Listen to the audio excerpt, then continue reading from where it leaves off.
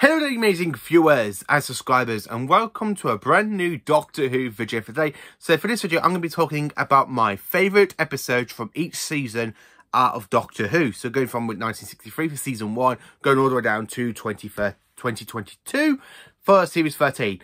Yeah, I'm going to talk about my favourite episode from each series of Doctor Who and season. So let's jump into it. Season 1.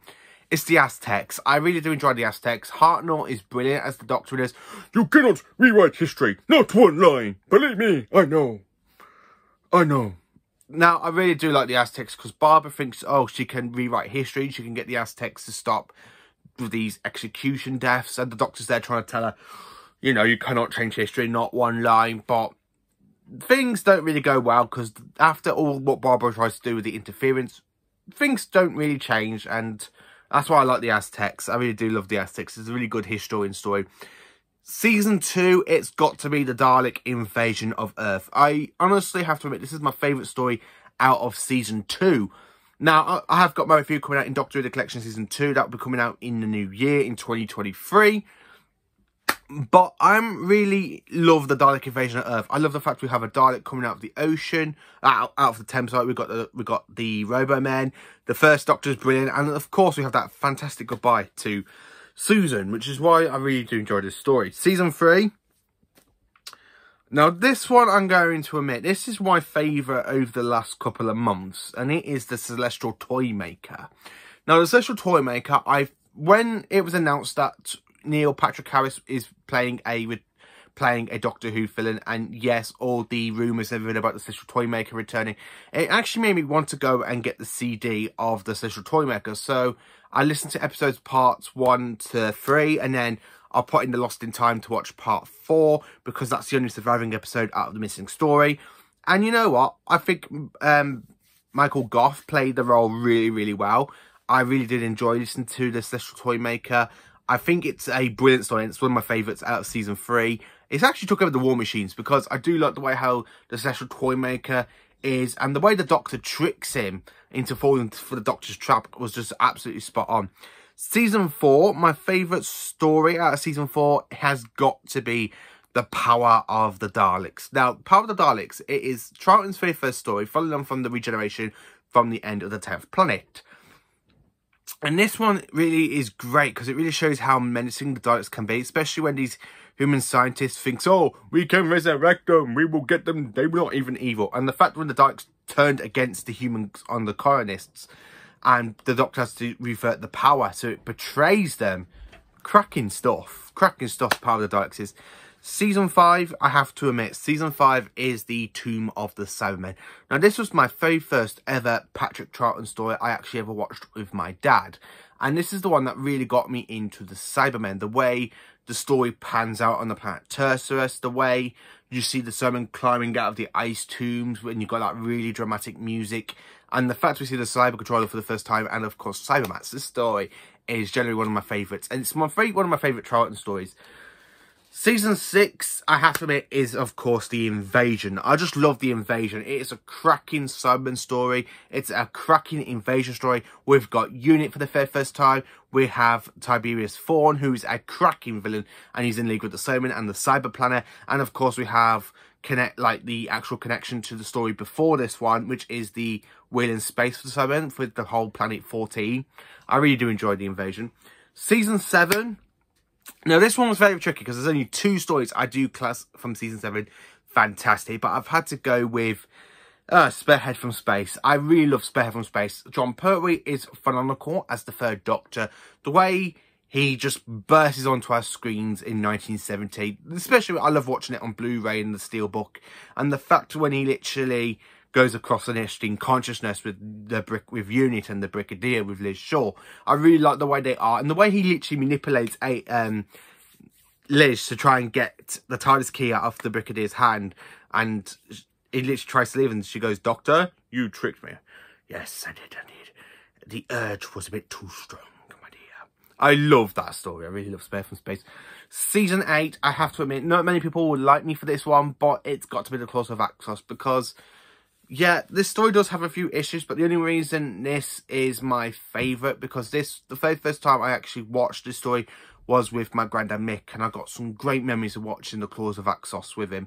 Plus, it was my favourite story with Roger Delgado as the Master, because growing up, I kind of watched Doctor Who in bits and random places during the Pertwee, the Tom Baker, and the Peter Davison eras, and I did watch Anthony Ainley's Master first. So in this, when I was stopping over my granddad's, he put on UK TV Gold, and they were showing Claws of Axos, and when I saw Roger Delgado and they were talking about the Master, I'm like thinking, oh, we got the Master. So in my mind at that point, I had Anthony Ainley's Master in my mind, but then when you see Roger Delgado, he's just absolutely phenomenal. I really do enjoy Roger Delgado's performance. Season 9, the Sea Devils. This is definitely the strong story out of Season 9. I really love the Sea Devils. The way the Sea Devils come out of the sea, like out of the depths of the sea, and go, this is our planet. I really love the Sea Devils. It's a cracking story. The way you see the Doctor and the Master having a sword fight in the prison cells is just absolutely phenomenal and amazing. Season 10. Alright, I'm going to say this one because this one is just brilliant. The Three Doctors. I honestly have to admit, I really love The Three Doctors. It's a fantastic story. It's brilliant. And of course, it's just The Three Doctors. What more do I need to say? Season 11. Planet of the Spiders is next for Season 11. I honestly love Planet of the Spiders. The fact we got like 2 alien planets. We go from Earth to Metabelius 3. We have got a wicked car chase. We've got big giant spiders. And of course, the third Doctor basically gets radiation poisoning and basically triggers the regeneration into the next Doctor, the fourth Doctor. I really love Planet of the Spiders. Season 12, Genesis of the Daleks. Do I need to say more? The actual Genesis of the Daleks is the best story out of Season 12. That's all I'm saying. Season 13, Pyramids of Mars. This story was my first ever piece of Tom Baker I actually ever owned on DVD. Growing up, I remember buying this from HMV for £10, something like that, back in 2006. And this was the very first one I actually ever bought of Tom Baker's Doctor. And I physically loved it. You got Sarah Jane in this one, you got Sutek, and you got the robot mummies. This story is just phenomenal, and I absolutely love it. Season 14, The Talents of Wing Chiang. Yeah, I do love the kind of like murder mystery stories that was going on in Season 14 for the horror and gothic stuff. I love the fact we have Mr. Sin, who is an absolute brilliant little alien creature thing. I do like Talents of Wing Chiang. Magda's Grill is an interesting villain, and I really would recommend The Talents of Wing Chiang. Season 15, I have to say, is Horror Fang Rock. Horror Fang Rock introduced us to the Santorans' archer's enemy, the Rutans. Yes, this is the very first story the Rutans actually make only an appearance in Doctor Who. And it's really great because nobody survives apart from the Doctor and Leela. Everybody that you see in this lighthouse, all 4 episodes, they all die. The only surviving characters is literally the Doctor and Leela. That is the best thing about the story. Nobody survives apart from the TARDIS team. Season 16, I'm probably going to say The Pirate Planet. I really love The Pirate Planet. Romana 1 and Tom Baker are phenomenal in this episode. I do like the captain of the Pirate Planet. I just really enjoyed this story from the Key to Time saga. It's my favourite story out of Season 16 as a whole. Season 17, The City of Death. City of Death is, of course, this was my second piece of the 4th Doctor I ever watched with my dad. And I absolutely loved this one. I honestly did. I love watching it with my dad. I love Julian Glover as Scaroff. And, of course, as Count Scarloni. I love the fact the Doctor travels to Leonardo da Vinci, writes down on these pieces of artwork that's supposed to become the Mona Lisa, and puts, this is a fake, this is a fake, this is a fake. Yeah, I really did just love this episode. Season 18, The Keeper of Traken. I'm sorry, but from me, Keeper of Traken, it's a brilliant story. It literally leaves the main villain until the final part where it's all revealed that the Melker is actually the Master, you're inside another TARDIS. Yeah, just brilliant stuff. Season 19, The Visitation. I'm going to say The Visitation because I watched it only recently and it's kind of took over Earthshock. The Visitation, I love it. I really do. It's brilliant. It's a brilliant historian type story for Peter Davison and the TARDIS team. I love the Tellarites. I really would like to see them return with the modern era of Doctor Who special effects and stuff. So yeah, I kind of want the Tellarites to return. Season 20, The Five Doctors. That's it, literally. The Five Doctors is the best story out of Season 20. Because I love Richard Herndon, I love Patrick Troughton, I love John Pertwee, and of course Peter Davison. They're all phenomenal as the Doctor. I really do enjoy them. I like Barusla as the main villain. I just honestly have to admit, this story is just great. Season 21. The Caves of Androzani. I talk on this channel how much I just love The Caves of Androzani, because it is the best regeneration story out of Doctor Who in general. It's my favourite regeneration story to date. The fact is, the Doctor ends up dying because he landed in this situation that when he tries to fix, it doesn't work. When he tries to escape, it doesn't work. He's literally stuck in the middle of this situation. He's got spectrotoxemia. Perry's dying. You know, he saves his own life to give Perry the only cure, which is bat's milk. Yeah, I just really love The Caves of Androzani. Season 22. Now, this one I'm going to have to say. Attack of the Cybermen. This is a brilliant story. This was, believe it or not, my very first ever piece of Colin Baker on DVD. Growing up, I watched it all with my dad in my dad's DVD collection.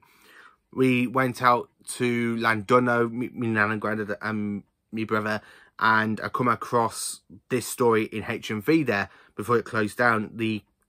I had to get it. I really did, because the artwork is just phenomenal. I honestly love the artwork. It made me want to buy it. And this story is basically one of my favourite Cybermen stories from the 80s. I love the fact that it's like a sequel and a prequel. It's a prequel to The 10th Planet, because it's set a year before. And it's like a sequel to The Tomb of the Cybermen and The Invasion as well. It's just a brilliant story. Season 23.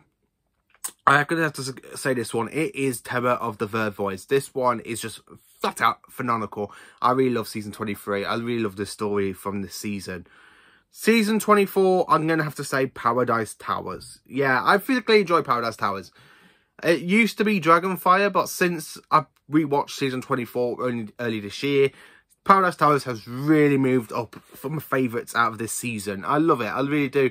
I love the fact we are in this kind of, like this kind of outspace hotel sort of thing. You got a pool on the top level. You got the Kang, you got blue Kangs, you got the yellow Kangs, you got the caretakers, you got the sweepers, and in fact we actually got the caretaker right at the bottom of the base who's come to life and takes over the actual caretaker's body form. Yeah, Paradise Towers is flat out amazing. Season 25, Remember It's the Daleks. This one is honestly the best McCoy story, well, second best McCoy story, because the first one I'm going to say is literally on my wall behind me, and you will see which one that is in a bit. I really love this one. Daleks Civil War, 1963's London. You got Captain Grillmore. You've got some other characters. I can't remember the name, but they are in Legacy of Time, so I'll probably get reused to them. Yeah, Remember It's the Daleks is a brilliant Dalek story from the 80s. Season 26 is, of course, The Curse of Fenric. As you can see, the nice, lovely poster behind me. I honestly love this story. It's my all-time favourite McCoy story. It's my all-time favourite Doctor Who story. It's just flat out amazing. I love it. Set in World War II. We've got the Heaver Falls. As you can see here, we've got the nice looking Heaver Falls. We have the Doctor becoming more mysterious in the way he manipulates Ace against Fenric. Brilliant, brilliant stuff. I just love it. Going into New Who now, I'm going to say Series 1 is definitely Dalek. Dalek is just flat out amazing, because when you got the Ninth Doctor coming across the Daleks after basically this is the first time since the Time War, and the way he has that anger, he's scared, and the way he's there gloating at the Dalek, telling it that it should die, and the Dalek goes, "You won't make a good Dalek." Eccleston's performance is flat out amazing and stuff, and it's just brilliant. Series 2, Rise of Cybermen, Age of Steel. Yeah, I really don't like Series 2, but this is the best episode, like, two-parter in the whole series. I just love the fact we are in a parallel universe. We've got a new race of Cybermen, the cyber industry Cybermen. I really love this one. I really do. It's my favourite out of Series 2, even though Series 2, it's the worst series for me out of everything. Yeah. Series 3, I'm going to have to say Blink. Blink, I have to admit, it's just a brilliant story. Set up the Weeping Angels really, really well. Sari Spallow, David Nightingale. The Doctor's trapped in 1960s London with Martha. Yeah, this story's flat out brilliant. And I love it, the way the Doctor goes, "Don't blink. Blink and you're dead. Don't turn your back. Don't look away. And don't Blink. Good luck. Yeah, Blink is amazing. Series 4, I'm going to have to say for Series 4, sorry, Series 4 for me, I have to say the best episode has got to be The Stolen Earth and Journey's End. Yeah, the Dalek finale. I really love this one. The Daleks stole Earth with 26 planets in the sky. We got the return of Davros after 20 odd years since 1988 to 2006. Yeah, 20 years with Davros' return. We are introduced to the new Dalek Supreme. Yeah, this story is flat out amazing. I love it. It's one of my best favourite Tennant episodes. Series 5, I'm going to have to say, ooh, this is going to be a tricky one.